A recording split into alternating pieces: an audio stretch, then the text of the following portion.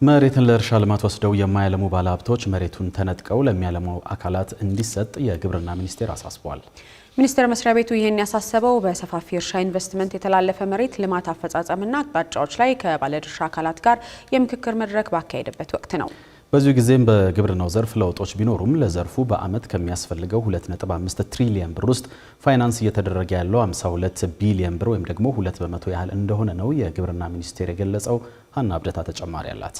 የግብርና ሚኒስቴር በሰፋፊ እርሻ ኢንቨስትመንት የተላለፈ መሬት ልማት አፈጻጸምና አቅጣጫዎች ላይ ከባለድርሻ አካላት ጋር የምክክር መድረክ በዛሬው ዕለት አካሂዷል። እስካሁን በግብርናው ኢንቨስትመንት ዘርፍ ከ8900 በላይ ባለሀብቶች መሬት ወስደው ወደ ስራ መግባታቸው የተነገረ ሲሆን 2.3 ሚሊዮን ሄክታር መሬት ለግብርና ኢንቨስትመንት መተላለፉም ነው የተገለጸው። ይሁን እንጂ ከተላለፈው መሬት ውስጥ በመልማት ላይ ያለው ከ45 በመቶ እንደማይበልጥ የገለጸው ግብርና ሚኒስቴር ለዘርፉ የሚቀርበው የፋይናንስ አቅርቦትም ከሚፈልገው አንጻር አነስተኛ መሆኑን ተናግሯል። ሁሉም የግብርና ሴክተር ስሞል ሆልደር ፋርመርስ ከኮመርሻል ፋርመርስ የሚያስፈልጋቸው የብድር መጠን በአመት 2.5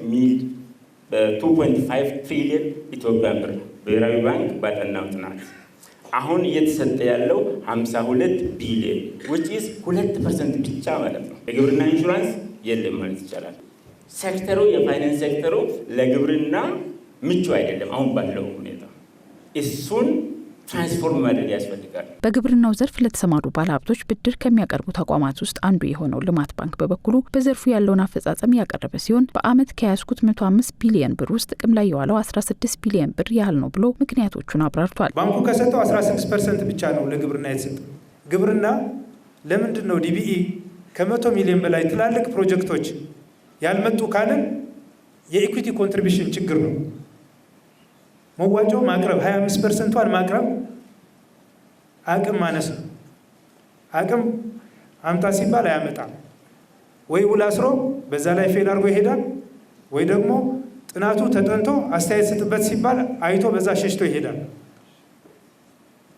ስለዚህ በቂ የሆነ አቅም ያላቸው ገንዘብ ያላቸው ባለሀብቶች ወደ እርሻ እየመጡ አይደለም። ልማት ባንክ ይህን ቢልም በወቅቱ የተገኙ ባለሀብቶች ግን ቅድመ ሁኔታዎች ማሟላታቸውን የሚመለከተው አካል ገለልተኛ ባለመሆኑ ብድሩን ለመስጠት የሚወስደው ጊዜ ረዥም መሆኑን በማንሳት ቅሬታቸውን አቅርበዋል። የልማት ባንክ ምክትል ፕሬዚዳንት በበኩላቸው ባንኩ በዝናብ የሚለማ መሬት ላይ ብድር መስጠት የማያዋጣ መሆኑን በመገምገሙ አሁን ላይ በመስኖ የሚለማ መሬት ላይ ብድር እንደሚሰጥ ጠቁመው ባንኩ በፖሊሲ የሚመራ በመሆኑ ባለው አሰራር ላይ ጥያቄ ካለ በቅርበት መነጋገር እንደሚቻል ተናግረዋል። በሌላ በኩል ባለሀብቶቹ አሁን ላይ ያለው የነዳጅ እጥረት ፈተና የሆነባቸው መምጣቱን የጠቀሱ ሲሆን ትራክተሮችና ኮምባይነሮች መስራት ካልቻሉ እንደ ሀገር ምርት ላይ የሚኖሩ ተጽዕኖ ታይቶ ነዳጅ ማግኘት የሚችሉበት ሁኔታ እንዲታይ ጠይቀዋል። የግብርና ሚኒስትሩ አዲሱ አረጋም ምላሽ ሰጥተውበታል።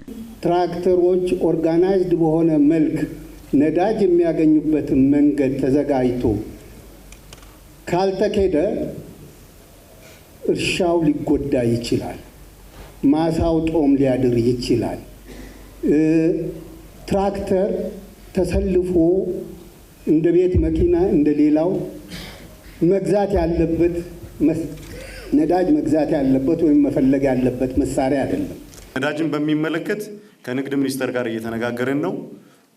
ከጠቅላይ ሚኒስትር ጽህፈት ቤት ጋርም ተነጋግረናል። መሬት ጦም ማደር የለበትም የሚል ክሊር አቅጣጫችን ነው። ያንን ከነዳጅ ድርጅት ከንግድ ሚኒስቴር ጋር ተነጋግረን የክልል ንግድ ቢሮዎች እያስተባበሩ ፕሮፐርሊ ሁነኛ ለሆኑና ለትክክለኛ ለትራክተሮች በሚውሉ ለማሽነሪዎች በሚውሉበት ሁኔታ ቅድሚያ እንሰጣለን። ይህ እንዳለ ሆኖ በሰፋፊ እርሻዎች ላይ የተሰማሩ ባለሀብቶች የሚሰሩበት መንገድ መደበኛው አርሶ አደር ከሚሰራበት የተለየ አለመሆኑን የገለጹት የግብርና ሚኒስትሩ አዲሱ አረጋ የመስተካከል እንዳለበትና ባለሀብቱ የያዘው መሬት በአግባቡ ማልማት ካልቻለ አቅሙ ላለውና መስራት ለሚችል አካል ማስተላለፍ እንደሚገባም አሳስበዋል። ግብርና ኢንቨስተር ተብሎ በበሬ የሚያርስ በአህያ የሚያርስ እና በሰው ጉልበት በእጅ የሚያስወቃ ሁሉ ጭምር ነው። ያቺንም አቅቶት ደግሞ እኮ 55% ምን ያደርጋል? መሬት ጾም ያሳድራል ማለት ነው። ለክልሎች ያለን አደራ መሬት ምንም ጾም ማደር የለበትም ስለተባለ መሬት ጾም የሚያሳድረውን ከባንክ ጋር ያለው የተቀረቀረው ነገር እሱ ሌላ መፍትሄ ይፈልጋል፣ ይታወቃል። በዳ የተያዘው ማረስ ለሚችለው ሰው ይሰጥ፣ ወጣቶች ተደራጅተው ይረሱ። እንደገና ደግሞ ከተረጂነት ወደ ምርታማነት ለመሸጋገር በምናደርገው እንቅስቃሴ እንደ ቡሳ ጎኖፋና የአደጋ ስጋት አመራር ለሚያርሳቸው እርሻዎች ይተላለፉ ኦር በደንብ አርሰው ምሳሌነታቸውን ላረጋገጡ ሁነኛና ትክክለኛ ኢንቨስተሮች መሬት እንዲተላለፍ ማድረግ መቻል አለብን። የጸጥታ ችግር፣ የገበያ ትስስር፣ ከቀረጥ ነጻ የሚገቡት ተሽከርካሪዎችና ሌሎች ጉዳዮች ላይ ጥያቄዎች የቀረቡ ሲሆን ሚኒስቴር መስሪያ ቤቱም በተነሱ ጉዳዮች ላይ ከሚመለከታቸው ባለድርሻ አካላት ጋር እየሰራበት መሆኑን ምላሽ ሰጥቶበታል። በቅርቡም ከብሔራዊ ባንክ ጋር በመሆን ብሔራዊ የግብርና ፋይናንስ ትግበራ ሮድማፕ ማዘጋጀቱ የተነገረ ሲሆን ይህም ለወደፊት በግብርናው ዘርፍ ያለውን የፋይናንስ ችግር ለመፍታት እንደሚያግዝ ተጠቁሟል።